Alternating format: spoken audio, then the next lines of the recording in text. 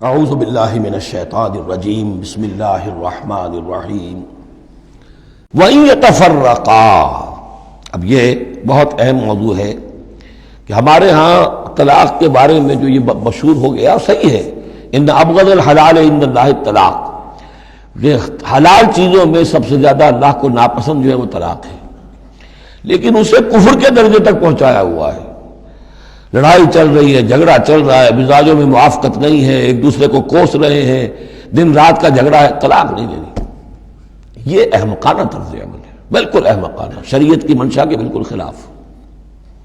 یہاں آپ دیکھیں کہ ایک طرح کی ترغیب ہے طلاق کی، ترغیب۔ وَإِن يَتَفَرَّقَا، اب اگر وہ متفرق ہو جائیں، علیحدہ ہو جائیں، سیپریشن جو آپ استعمال کرتے ہیں، سیپریٹ ہو جائیں،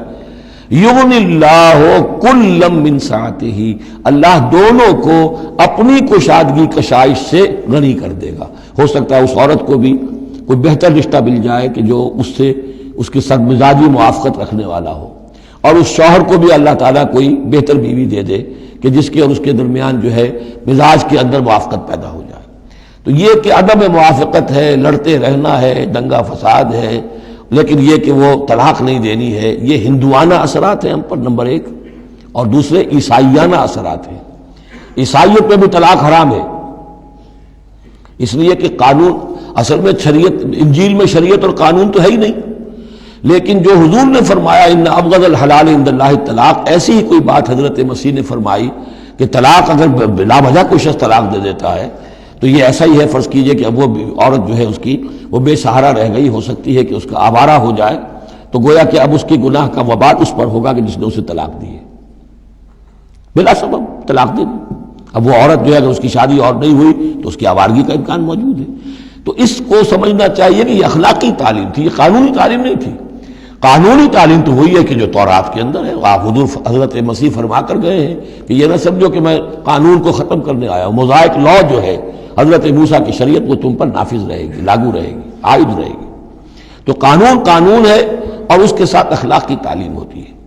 اس کو انہوں نے قانون بنا دیا، نتیجہ یہ ہوا جب تک بیوی کے اوپر آپ بد کرداری کا الزام ثابت نہ کر دیں آپ طلاق نہیں دے سکتے،